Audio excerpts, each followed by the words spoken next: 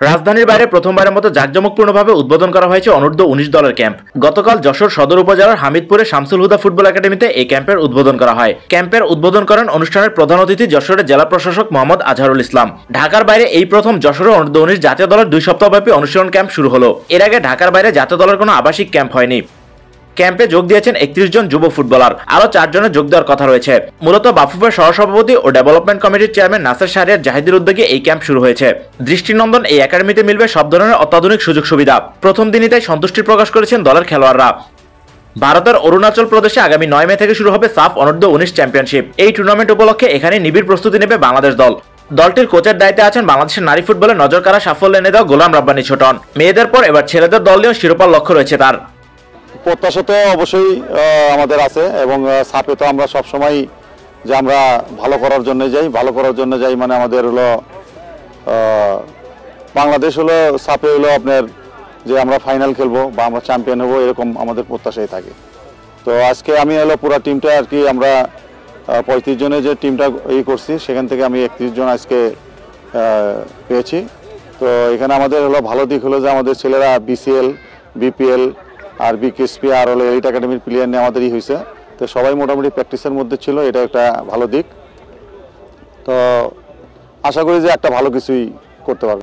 বাংলাদেশ অনূর্ধ্ব ১৯ দলে আছেন ৩ জন প্রবাসী ফুটবলার। ইতালি প্রবাসী আব্দুল কাদির, ইংল্যান্ড প্রবাসী এলমান মতিন ও যুক্তরাষ্ট্র প্রবাসী ফারজাদ আফতাব ঢাকায় অনুশীলনে যোগ দেন। এবার তারাও দলের সঙ্গে যশোরের অনুশীলন ক্যাম্পে রয়েছেন। প্রথমবার অনূর্ধ্ব ১৯ দলে যোগ দিয়ে উইঙ্গার আব্দুল কাদির জানিয়েছেন সাফের শিরোপা জয়ের লক্ষ্যের কথা।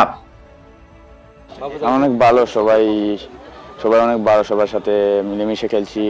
সো অনেক ভালো এক্সপিরিয়েন্স। ডিফারেন্স এত বেশি না। সো বাংলাদেশে এখানে অনেক ভালো প্লেয়ার আছে। ইতালিতে যেরকম এক্সপিরিয়েন্স করছি, যেরকম ফাইট করছি, তো এখানেও এরকমের এত ডিফারেন্স নাই আর কি। সবাই একসাথে থাকি, সবাই একসাথে ফাইট করি, ইনশাল্লাহ আমরা চ্যাম্পিয়ন হবো। আমি তো এখানে আসছি আমি আমার দেশকে রিপ্রেজেন্ট করতে আসছি। সো আমি প্রতিদিন আমার বেস্টটা দিতে চাই। সো সবসময় বেস্টটা ট্রেনিংয়ে হোক, সবসময় আমার বেস্টটা দিয়ে আমি বাংলাদেশের জার্সি জড়াতে চাই আর কি। শিরোপা জয়ের আশাবাদ ব্যক্ত করেছেন দলের আরো ২ সদস্য নাজমুল হুদা ফয়সাল ও Ismail Hossain Mahin. First of all এখানে যে আমাদের ৩ জন ফরেন প্লেয়ার আছে তারা খুবই ভালো প্লেয়ার, ওদের স্কিল অনেক ভালো। ওদের সাথে আমি ৩-৪ দিন হয়েছে আমরা ওদের সাথে কাজ করতেছি।